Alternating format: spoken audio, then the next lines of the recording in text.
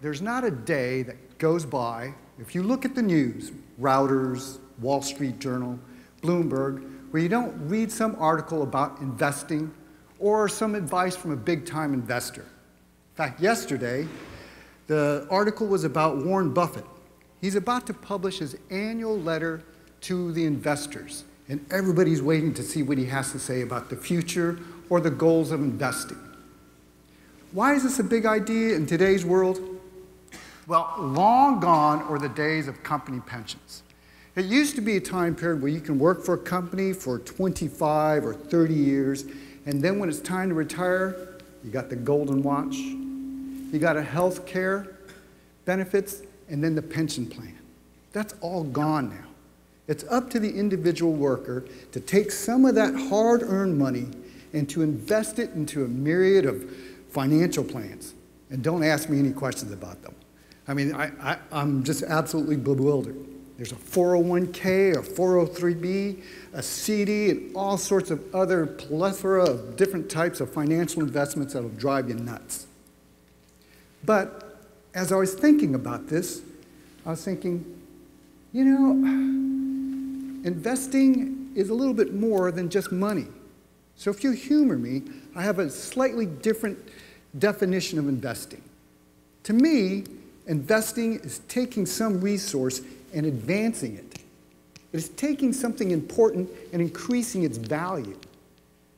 And with that kind of definitions, you'll find out that investing is common and common sense.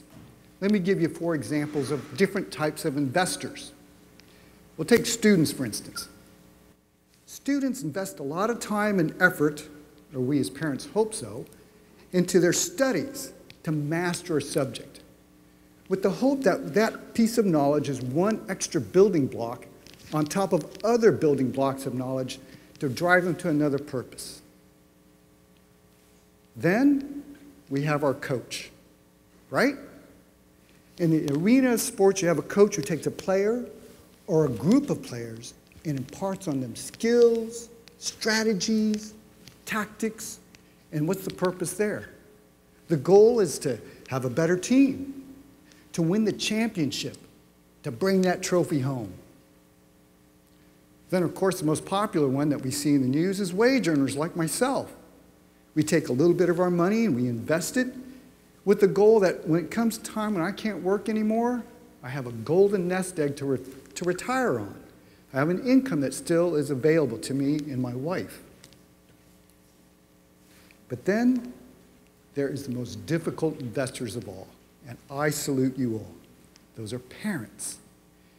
Those are the ones who put all sorts of emotional resources into a child, nurturing them, caring for them, instructing them and guiding them in the ways of life.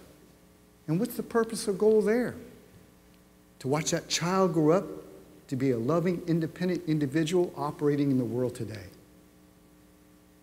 So you can see that those 4 types of investors means that, well, we're all investors, just of different resources and different goals.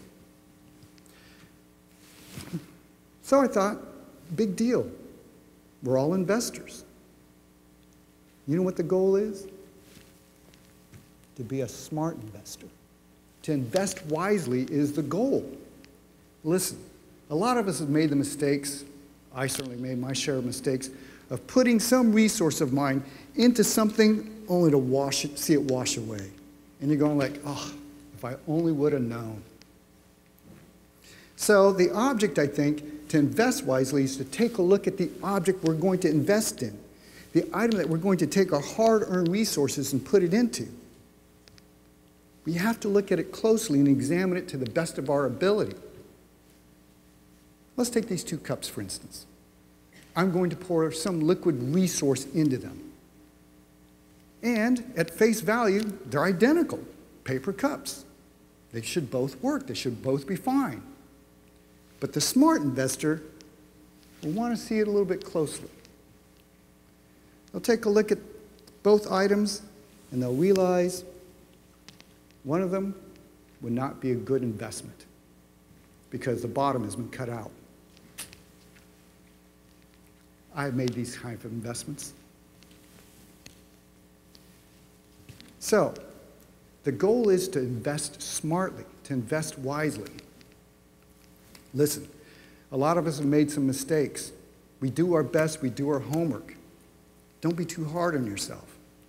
For example, we had some people who invest in different financial schemes, but they still have to work.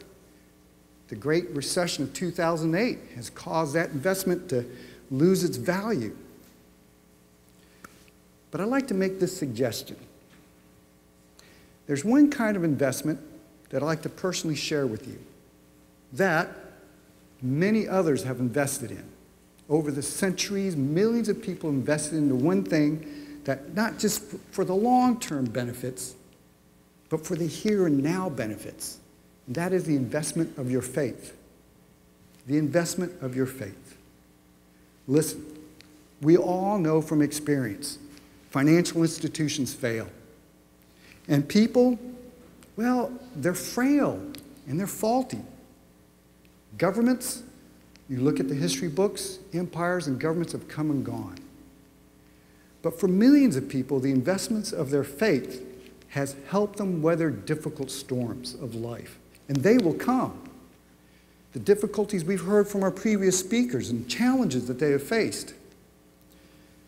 So I'd like to summarize by saying this investment of your faith will pay great dividends. I think of one of our presidents, John Quincy Adams, who was known as Mr. Eloquence. He was asked one day when he was an old man how he was doing. And he says, John Quincy Adams is doing fine. But the house of John Quincy Adams is not. The shingles are falling off. The draft is getting cold. The joints of the doors and windows are squeaking. And the foundation is beginning to list. But John Quincy Adams is doing quite fine. Thank you, sir. So my suggestion is to examine what you plan to invest in. I've invested in my Christian faith, but you must invest in your own faith. It'll pay great dividends now. It'll pay great dividends in the future. So please invest wisely.